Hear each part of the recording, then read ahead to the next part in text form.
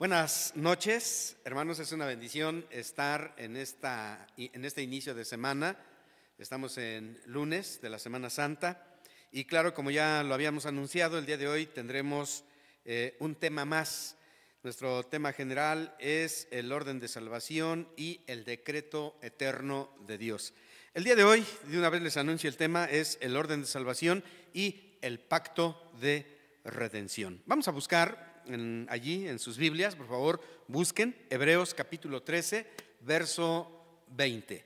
Hebreos capítulo 13, verso 20. Estoy esperando para que lo encuentren. La palabra de Dios dice de la siguiente manera: y el Dios de paz, que resucitó de los muertos a nuestro Señor Jesucristo, el gran pastor de las ovejas, por la sangre, miren ustedes, del pacto eterno, por la sangre del pacto eterno. Se nos está hablando de un pacto y se nos habla también de cuándo se dio este pacto en la eternidad. Fíjense ustedes que al estudiar la Escritura nos damos cuenta que las relaciones que hay entre las personas de la divinidad o bien entre las personas de la Santísima Trinidad, estamos hablando de Dios Padre, Dios Hijo y Dios Espíritu Santo, se basan en un pacto. La relación que hay entre las tres personas están basadas particularmente en lo que tiene que ver con la obra de creación y la obra de redención, se basan en la idea del pacto. Pero las mismas Escrituras nos enseñan que la única manera a través de la cual Dios se relaciona con el ser humano, con el hombre, es a través de pactos. Dios no se relaciona con la humanidad si no es a través de pactos. Esto es interesante. Nosotros pensamos que podemos acercarnos a Dios, ahora sí que a nuestro entendimiento, pero conforme a la palabra de Dios, la Biblia nos dice que Dios solamente se relaciona a través de pactos con el hombre. Incluso esta idea del pacto, en esta época, estamos hablando del siglo XXI, tan sofisticada en la cual vivimos, las relaciones humanas, oigan bien, las relaciones humanas se dan en términos de pactos, aún en nuestro siglo XXI. Cuando hablamos de pactos entendemos, pues no sé, aquellos que se hacían en la antigüedad, ¿no? Y en la antigüedad muy remota, pero incluso a lo mejor en tiempos más cercanos, como los famosos pactos de sangre. Sin embargo, en el siglo XXI se dan las relaciones entre seres humanos a través de pactos. Un ejemplo, el matrimonio. El matrimonio es un pacto que se hace entre dos personas, él y ella, donde hay compromisos, donde hay responsabilidades, donde hay privilegios. Se da a través de pactos. Incluso también podemos hablar del Estado, allí donde vivimos, aquí nosotros en México, hay un pacto, donde el gobernante, el presidente se compromete con el pueblo y el pueblo también tiene responsabilidades para con sus gobernantes. Pero podríamos hablar del mundo laboral, a lo que te dediques. Podría ser un pequeño taller de lo que queramos pensar. Si fuiste a buscar trabajo y el dueño de ese taller te lo dio, bueno, hubo un pacto, hubo un acuerdo donde te dijo: te voy a pagar tanto, vas a trabajar tantas horas, estas son tus responsabilidades. Y entonces tú dijiste: acepto. Hay un pacto. En la escuela también hay pactos. La iglesia, las relaciones que se dan en una iglesia, en una organización religiosa, también se basa en pactos. Respecto de la redención, Dios salva al pecador solo a través de un pacto. Y este pacto se llama pacto de redención. Y vamos a tratar de explicar un poquito más precisamente esta situación. ¿Qué es un pacto? Es un compromiso sancionado por Dios mismo de que se cumplirán las promesas que se han hecho. Digo, en términos sencillos, esto sería un pacto. Y cuando hablamos del pacto de redención, debemos de decir que el pacto de redención está dentro del pacto eterno de Dios, o bien, mejor dicho, dentro del decreto eterno de Dios. Aún el pacto de redención entra dentro de esa planificación, como mencionábamos el día de ayer, de esa planificación que Dios hizo y que abarca la totalidad de la vida. Y que abarca, sí, la vida en este mundo, pero también del universo entero. Estoy hablando del decreto de Dios. Así es que cuando hablamos de este decreto eterno y cuando hablamos del pacto eterno de Dios y del pacto de redención, estamos hablando que fue un acuerdo hecho por las tres personas de la divinidad. Y fue hecho en la eternidad, no en la temporalidad. Repito, el pacto de redención se formuló, para que lo entendamos, en la eternidad, no en la temporalidad. Allí, dentro de toda esa planificación que hablamos el día de ayer, Dios planeó precisamente la redención del hombre, y esa redención se da en base a un pacto. Ya dije que están implicadas las tres personas de la divinidad: Padre, Hijo y Espíritu Santo. Y este pacto de redención tiene como propósito salvar a los pecadores. Después de que Adán desobedeció el mandato de no comer del fruto del árbol prohibido, el hombre cayó de la gracia divina, del agrado divino, y se perdió. Por eso dice la Biblia que cuando oyeron la voz de Dios, huyeron de su presencia. Sin embargo, Dios rescata al pecador, y lo rescata en base al pacto de redención. Así es que su propósito es salvar al pecador. Ahora, también la Biblia nos enseña de qué forma Dios planeó salvar al pecador, y la forma es a través de la obra que Jesucristo vino a realizar en este mundo. En esos 3 años de ministerio que nuestro Señor Jesucristo vino a desarrollar, a través de ese ministerio es que Dios alcanza la salvación del pecador. Pero particularmente tenemos que resaltar esta semana, lo que conocemos como la Semana Santa, todo lo que nuestro Señor Jesucristo hizo. Y si quisiéramos ser todavía más particularistas, tendríamos que hablar del jueves, que conocemos como Jueves Santo, y Viernes Santo. O sea, lo que se dio precisamente el Jueves Santo, ya allí empezamos a ver el pacto de redención concretizado. Pero si nos esperamos al viernes y vemos a Cristo crucificado, lacerado, molido por el látigo romano, hermanos, allí estamos viendo precisamente cómo nuestro Dios alcanzó la salvación del pecador por la obra de Jesucristo, por su humillación, por su muerte. Y tenemos que hablar del domingo de resurrección. Por su resurrección alcanzó la salvación del pecador. Todo esto tiene un propósito, como dijimos el día de ayer. Todo tiene un propósito, y el propósito es la mayor gloria de Dios. La mayor gloria de Dios. Todo lo que sufrió Jesús, todo lo que padeció, sí, es para la salvación del pecador, pero el propósito principal y más grande es la gloria de Dios. Es la gloria de Dios. Vamos a ver algunos versos.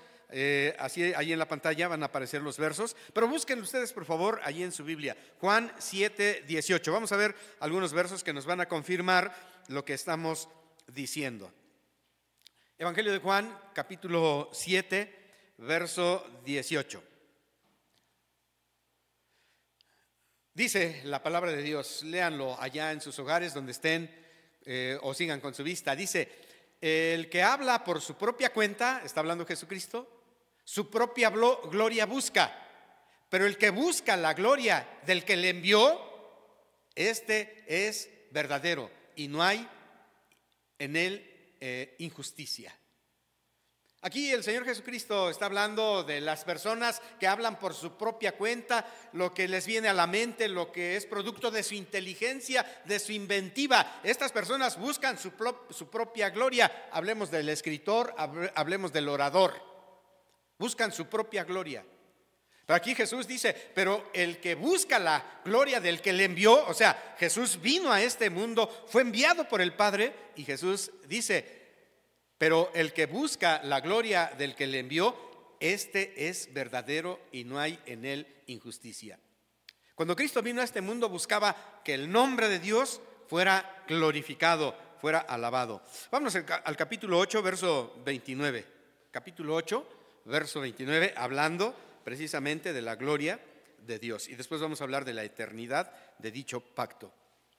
Capítulo 8, verso 29. Dice, porque el que me envió conmigo está, no me ha dejado solo el Padre, porque yo hago lo que siempre le agrada. Ya dije que la salvación del hombre depende del pacto de redención, pero el propósito principal es agradar al Padre, es glorificar al Padre. Vamos a buscar también, por favor, segunda de Timoteo, capítulo 1, versos 9 y 10. Segunda Timoteo, capítulo 1, versos 9 y 10. Les doy tiempo para que lo encuentren y lo podamos leer juntos, ustedes allá en su casa y yo desde acá. Dice el verso número 9, quien nos salvó y llamó con llamamiento santo, no conforme a nuestras obras, sino según el propósito suyo y la gracia que nos fue dada en Cristo Jesús antes de los tiempos de los siglos. Antes de que pasemos al otro verso, allí mismo, por favor, en el 9. Dice, según el propósito suyo. El propósito de Dios, hermanos, era la salvación del pecador, llamar al pecador, pero no conforme a nuestras obras. Esto lo debemos de entender. Nosotros somos teocéntricos. El antropocentrismo dice que se puede salvar, que el hombre se puede salvar a sí mismo por sus propias obras. La Biblia nos dice que eso es imposible. Y la Biblia nos dice que Dios nos salva no conforme a nuestras obras, sino conforme a la obra suprema que Jesús vino a hacer en la cruz del Calvario. Más adelante dice que nos fue dada en Cristo Jesús antes de los tiempos de los siglos. Entonces estamos hablando que el pacto de redención es el pacto eterno.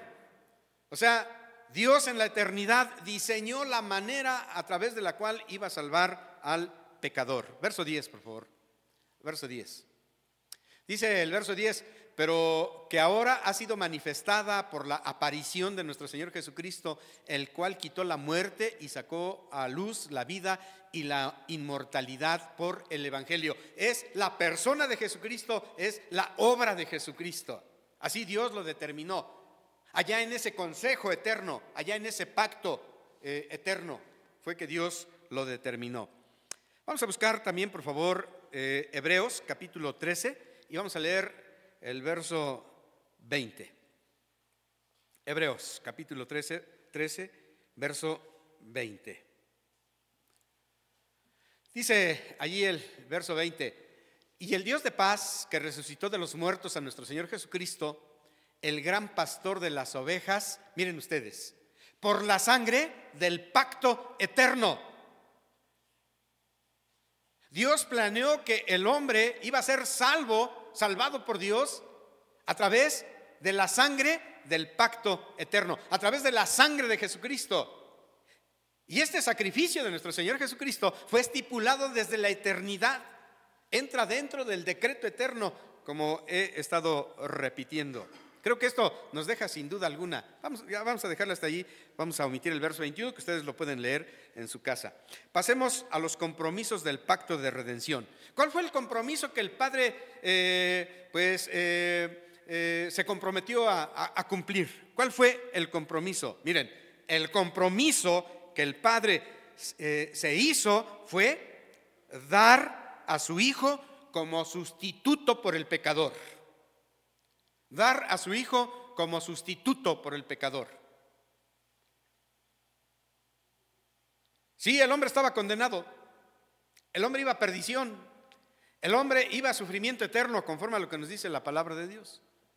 Sin embargo, Dios Padre se echó el compromiso, como se dice coloquialmente, se echó el compromiso de dar a su Hijo, de enviar a su Hijo, como lo acabamos de ver en el Evangelio de Juan. Pero uno podría decir, bueno, pues es que eso fue fácil. No fue fácil. El compromiso fue muy grande, porque Dios Padre se tuvo que desprender de lo que más amaba, de lo que más apreciaba, su propio Hijo. Creo que los que somos padres podemos entender esta situación. Digo, yo ahora a mis 61 años, para mí, yo no puedo concebir la idea de que uno de mis hijos muera antes que yo. O sea, como todos los papás, yo me quiero morir antes que cualquiera de mis hijos se muera. Así es que no es fácil pensar el que Dios Padre haya dado a su Hijo para que fuera humillado, para que fuera escupido, para que fuera objeto de burla, para que muriera en una cruz. No fue fácil, pero Dios Padre dio a su Hijo. Juan 3:16 es un verso que todos conocemos y lo sabemos de memoria. Y Juan 3:16, si tú eres creyente en Jesucristo, te lo sabes de memoria. Dice, porque de tal manera amó Dios al mundo. Porque de tal manera amó, tiempo pasado. O sea, Dios ama al pecador desde la eternidad. Allí está el decreto eterno de Dios. Pero dice, porque de tal manera amó Dios al mundo que ha dado a su Hijo unigénito. Dios Padre se comprometió, repito, a desprenderse de su mayor tesoro, y su mayor tesoro era su Hijo. Pero lo dio, miren, en primer lugar para mayor gloria de su santo nombre, pero también lo dio para la salvación del pecador, para tu salvación, para mi salvación. Ese fue el compromiso que Dios Padre se echó, como se dice coloquialmente, ¿no? Allá en Romanos 5:12, vamos a buscar por favor Romanos capítulo 5, verso 12, y me voy a esperar un poquito para que lo encuentren y podamos leer juntos. Dice así, por tanto, como el pecado entró en el mundo por un hombre, o sea, Adán, y por el pecado la muerte, así la muerte pasó a todos los hombres por cuanto todos pecaron. Sí, por un hombre entró el pecado, entró la muerte, entró la desventura, entraron todas las calamidades que sufrimos. Calamidades, sí, de la fuerza de la naturaleza, pero calamidades emocionales, calamidades espirituales. Por un hombre, Adán. Vamos al verso número 15, por favor, de ahí mismo. Verso 15, en este mismo capítulo. Dice la palabra, pero el don, el regalo, la dádiva, no fue como la transgresión, porque si por la transgresión de aquel uno murieron los muchos, o sea, Adán murieron muchos, abundaron mucho más para los muchos la gracia y el don de Dios por la gracia de un hombre llamado Jesucristo. Dios Padre se desprende de su Hijo para beneficio del pecador y para la gloria, para mayor gloria del Padre. Verso número 19, por favor. Verso 19. ¿Sí? Dice, porque así como por la desobediencia de un hombre los muchos fueron constituidos pecadores, así también por la obediencia de uno los muchos serán constituidos justos. Sí, gracias a que el Padre se desprendió de su mayor tesoro, es que ahora el creyente ha sido constituido justo. Ha sido constituido justo, dice la palabra santa. Vamos al verso 1 y para terminar con el compromiso que el Padre se echó. Verso 1. Miren, justificados pues por la fe, ahora tenemos paz para con Dios por medio de nuestro Señor Jesucristo. Si el Padre no se hubiera desprendido de su Hijo, no nos hubiera dado a su Hijo como un don, como una dádiva, nosotros no tendríamos la paz con Dios. Estaríamos enemistados con Dios, serías enemigo de Dios. Pero porque Dios nos ha justificado mediante Jesucristo, ahora estamos en paz con Dios. ¿Cuál fue el compromiso del Hijo? El compromiso del Hijo fue la obediencia total, absoluta y perfecta a Dios el Padre. Allá en la eternidad, entonces el Padre se compromete y dice, voy a dar a mi Hijo. Y el Hijo entonces se compromete y dice, te voy a obedecer total, absoluta y perfectamente en todo lo que tú hayas planeado que yo haga, para salvar al pecador y para darte mayor gloria. ¡Ay, qué tremendo! La verdad es que me conmociona pensar esto, que precisamente el Señor Jesucristo por voluntad propia se compromete a obedecer al Padre. Vamos a ver algunos pasajes. Juan, Evangelio de Juan, capítulo 4, verso 34, por favor. Juan 4, 34. Dice, Jesús les dijo, o sea, le dijo a la gente que estaba allí alrededor de él: mi comida es que haga la voluntad del que me envió y que acabe su obra. Recordemos que los discípulos habían dejado a Jesús allí en un pozo en Samaria, ¿no? Y se habían ido al pueblo a comprar comida. Y regresan los discípulos, se encuentran que estaba platicando con la mujer que conocemos como la mujer samaritana. Y entonces dice la palabra de Dios que cuando esta mujer vio que llegaban los discípulos, se fue, incluso dejó el cántaro. Y entonces los discípulos preparan la comida y dicen: maestro, come. Y Jesús entonces dice: mi comida es que haga la voluntad de Dios. Mi mayor necesidad, mi mayor gusto, mi mayor placer es que haga la voluntad del que me envió, del Dios Padre, del que me dio a hacer su voluntad y que acabe su obra. Vamos al capítulo 5, verso 30, por favor. Capítulo 5, verso 30. Dice la palabra: no puedo yo hacer nada por mí mismo. O sea, no vengo a hacer lo que yo quiero, lo que a mí me guste. No, a veces los cristianos así queremos hacer solamente lo que nos gusta a nosotros, lo que nos acomoda, lo que nos beneficia. Pues Jesús dice: yo no puedo hacer nada por mí mismo. Y dice: según oigo, así juzgo, y mi juicio es justo, porque no busco mi voluntad, sino la voluntad del que me envió. Busco la voluntad del Padre. En ese pacto eterno, Dios Hijo se compromete a obedecer total, completa, absolutamente, perfectamente la voluntad de Dios. Hay más que podríamos decir, pero vamos al papel del Espíritu Santo. ¿A qué se comprometió el Espíritu Santo en este pacto de redención? El Espíritu Santo se compromete a sostener y capacitar al Hijo para que desarrolle, para que cumpla la obra por la cual Dios Padre lo envió a este mundo. Sí, el Espíritu Santo sostiene y capacita al Hijo. Sostiene y capacita al Hijo. Recordarán ustedes que nuestro Señor Jesucristo, después de que fue bautizado por Juan el Bautista, dice que salió del agua y que entonces vino el Espíritu Santo como en forma de paloma y se posó sobre él. Y miren ustedes, hasta que el Espíritu Santo se posa sobre Jesús, entonces se oye la voz del cielo que decía: este es mi Hijo amado en el cual tengo complacencia. El Espíritu Santo capacita al Hijo para poder llevar a cabo la obra que el Padre le encomendó, la obra por la cual el Padre lo envió, lo dio. Así es que el Espíritu Santo también tuvo su compromiso, su propio compromiso. Otra de las situaciones que podemos alcanzar a ver respecto del Espíritu Santo es que el Espíritu Santo aplica la obra que hizo nuestro Señor Jesucristo al pecador.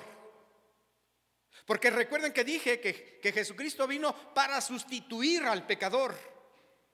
Y como nosotros no podemos cumplir la voluntad de Dios completa, total, perfectamente, entonces Jesús se ofreció voluntariamente al Padre para cumplir la voluntad de Dios en lugar mío como pecador, en lugar tuyo como pecador, como pecadora que somos.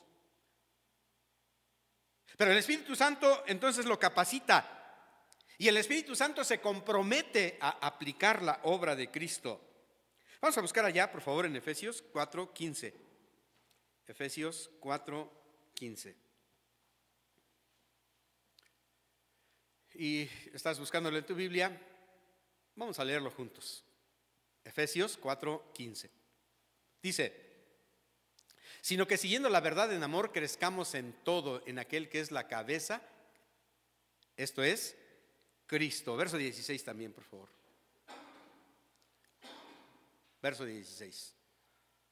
Y dice: de quien todo el cuerpo bien concertado y unido entre sí por todas las coyunturas que se ayudan mutuamente según la actividad propia de cada miembro, recibe su crecimiento para ir edificándose en amor. ¿Quién hace posible todo esto? El Espíritu Santo. Nadie más que el Espíritu Santo. Solamente el Espíritu Santo. Y claro, si leyéramos Gálatas, que no lo vamos a hacer, capítulo 5, entonces dice que más el fruto del Espíritu es amor, gozo, paz, paciencia, benignidad, bondad, fe, mansedumbre, templanza. Esto solamente lo puede producir un corazón, una persona, una vida en la cual ha sido aplicada la obra perfecta de Cristo, la obra perfecta que Cristo alcanzó con su vida, con su ministerio, con su muerte en la cruz del Calvario. Así es que acabamos de ver el decreto eterno de Dios y el pacto de redención. Y todo lo que en esta Semana Santa se está predicando en diferentes iglesias, todo lo que en esta Semana Santa en todo el mundo cristiano se está recordando, su base la tiene aquí, en el decreto eterno de Dios y en el pacto de redención que también se formuló precisamente allá en la eternidad. Allá en la eternidad. Vamos a terminar con Gálatas, capítulo 2, verso 20. Para ver lo que hizo el Espíritu Santo y también lo que implica la muerte y la crucifixión de nuestro Señor Jesucristo. Dice la palabra: con Cristo estoy juntamente crucificado y ya no vivo yo, mas vive Cristo en mí. Y lo que ahora vivo en la carne, lo vivo en la fe del Hijo de Dios, el cual me amó y se entregó a sí mismo por mí. Ya no vivo yo, sino que ahora Cristo vive en mí. Cristo vive en mí. Con Cristo estoy juntamente crucificado. O sea, eso es obra del Espíritu Santo. Ese es el papel que le correspondió al Espíritu Santo. Muy bien, concluyamos diciendo: el plan de salvación u orden de salvación también fue decretado desde antes de la fundación del mundo. O sea, el que haya venido Jesucristo, hermanos, pues es parte del plan de Dios. Dios es un Dios de orden. Dios hace todo para su propia gloria. Este es el propósito supremo. Así es que nuestro espíritu debe estar lleno de gratitud por la misericordia divina, de que Dios Padre haya enviado a su Hijo a morir en lugar nuestro, de que Dios Hijo haya aceptado venir en lugar nuestro y obedecer total, absoluta y perfectamente a Dios Padre. Y debemos de agradecer al Espíritu Santo que quiso aplicar todo lo que Cristo alcanzó en la cruz por nosotros. Hagamos una oración. Padre, en Cristo Jesús te agradecemos por ese plan maravilloso que hiciste desde la eternidad. Ahora estamos en paz contigo, tenemos salvación y vida eterna. En Jesucristo, tu Hijo amado. Amén.